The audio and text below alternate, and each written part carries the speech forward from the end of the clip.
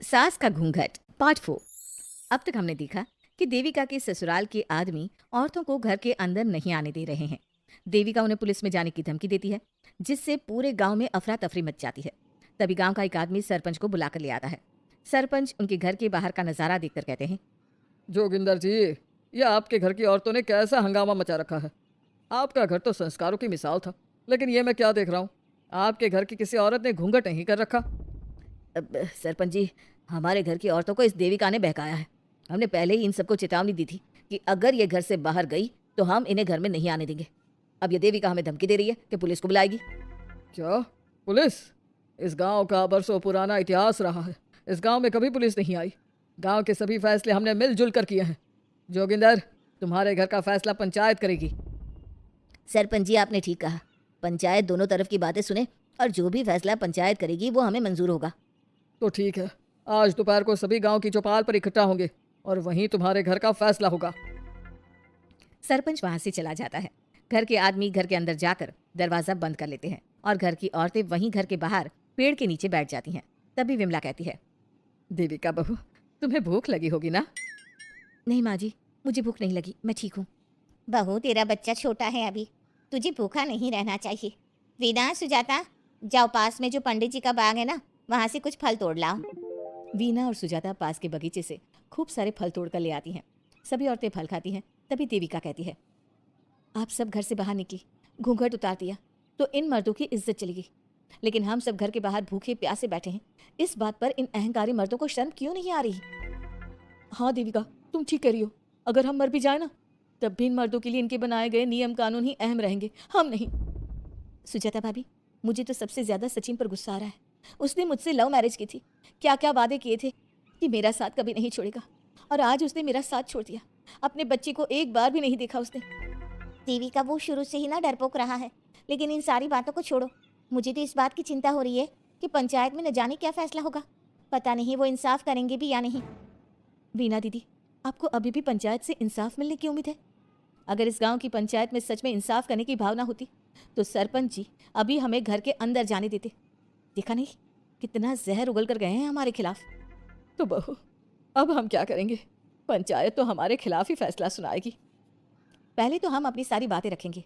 अगर ये लोग नहीं माने तो आपको वही करना होगा जो मैं कहूँगी। लेकिन एक बात आप याद रखना, किसी भी सूरत में हम झुकेंगे नहीं, क्योंकि हम सही हैं। देविका सभी औरतों को समझा रही थी।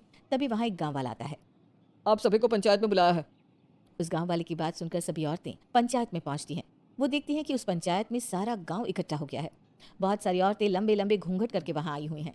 तभी पंचायत की कार्यवाही शुरू की गई और घर के आदमियों से पूछा गया कि वो घर की औरतों को घर में क्यों नहीं रखना चाहते। हमारे घर की औरतें ना तो घूंघट उतारती है और ना ही किसी डॉक्टर से इलाज करवाती है, और हमारे मना करने के बाद भी इन सब ने घर से बाहर कदम रखा, हमसे ऊंची आवाज में बात की। हमने इन सबको चेतावनी भी दी, लेकिन इन्होंने हमारी बात नहीं सुनी। अब ये सभी औरतें हमारे घर में नहीं रह सकती। अब औरतें अपना पक्ष रखें। ये कानून की किस किताब में लिखा है कि औरतों को घूंघट करना चाहिए? और अगर मेरे ससुराल की औरतें मुझे डॉक्टर के पास ना लेकर जाती तो ना मेरा बच्चा जिंदा बचता और ना ही मैं। लेकिन दाई अम्मा से हम इलाज करवा रहे थे ना। दाई अम्मा को कुछ समझ में नहीं आ रहा था। देविका का इलाज दाई अम्मा के बस की बात नहीं थी। काफी देर तक दोनों पक्षों में बहस चलती रही। दोनों एक दूसरे पर आरोप प्रत्यारोप लगाते रहे, लेकिन दोनों पक्षों की बात सुनने के बाद पंचायत ने जो फैसला लिया उसके लिए तो देविका पहले से ही तैयार थी। दोनों पक्षों की बात सुनने के बाद पंचायत ने यह फैसला किया है कि सारी गलती महिलाओं की है। अगर वो अपने अपने पतियों से माफ़ी मांग लेती है और वादा करती है कि भविष्य में कभी ऐसी गलती नहीं दोहराएंगी, तो वो घर के अंदर प्रवेश कर सकती हैं। हमें पंचायत का फैसला मंजूर नहीं है। हमने कोई गलती नहीं की जो हम माफी मांगे। और किस बात का वादा करें हम? हमने देविका की जान बचाई है, तो आप हमसे भविष्य में किसी की जान ना बचाने का वादा ले रहे हैं क्या? अगर तुम्हें पंचायत का फैसला मंजूर नहीं है तो तुम सबको घर में नहीं, पुरानी हवेली में रहना होगा, जो अब खंडहर बन चुकी है। यह खंडहर तुम्हारे घर के सामने ही है। सरपंच जी, आपका फैसला सही नहीं है। एक बार और सोच लीजिए इस फैसले के बारे में। ओ शहर की छोरी, 4 किताबें क्या पढ़ ली, हमें सही गलत का पाठ पढ़ाएगी? तुझे पता नहीं कि पंचायत का फैसला यहाँ सदियों से चलता आया है और लोग उसी को मानते आए हैं। अच्छी तरह जानती हूँ सरपंच जी। अगर मैं चाहूँ तो आपके इस फैसले को कोर्ट की चौखट तक ले जा सकती हूँ।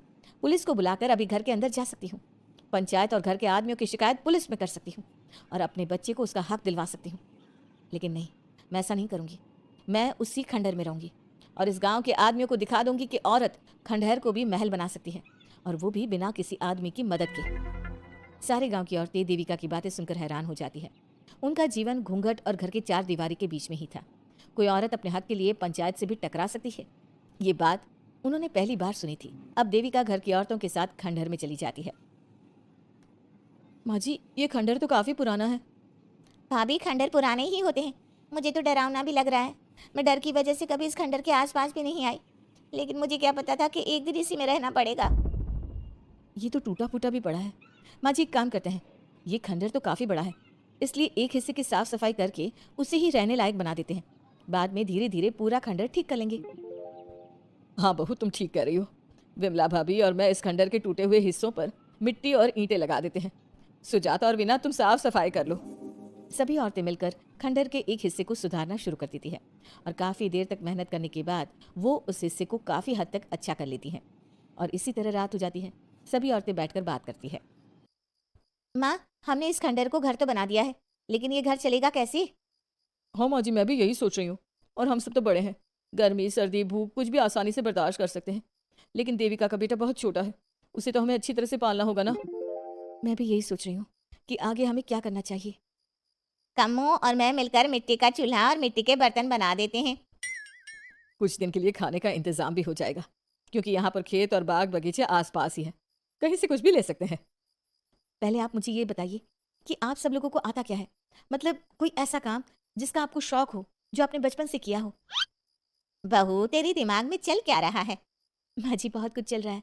बस अब हमारा सारा ध्यान इस बात पर होना चाहिए कि हम अपने लिए अच्छे से अच्छा क्या काम कर सकते हैं। आप सब हिम्मत से और समझदारी से काम लो, फिर देखना हम इस खंडहर को भी महल बना देंगे। इसके लिए सबसे पहले हमें आत्मनिर्भर बनना होगा। देविका सभी को समझा रही थी, तभी उसका बेटा रोने लगा। उसने अपने बेटे को गोद में उठाया और उसे चुप कराने लगी। अब देविका के सामने सबसे बड़ी चुनौती थी कि वो किस तरह से ससुराल की औरतों को आत्मनिर्भर बनाए और किस तरह से अपना घर चलाए। हमारे प्यारे दर्शकों, अब आप बताइए, देविका और घर की सभी औरतों ने अपने पतियों से माफी ना मांगकर सही किया या गलत? क्या उनका खंडहर में रहने का फैसला सही था? अब देविका को क्या कदम उठाना चाहिए, हमें कमेंट में जरूर बताना। हमारी कहानी को लाइक, शेयर और चैनल को सब्सक्राइब करना मत भूलना।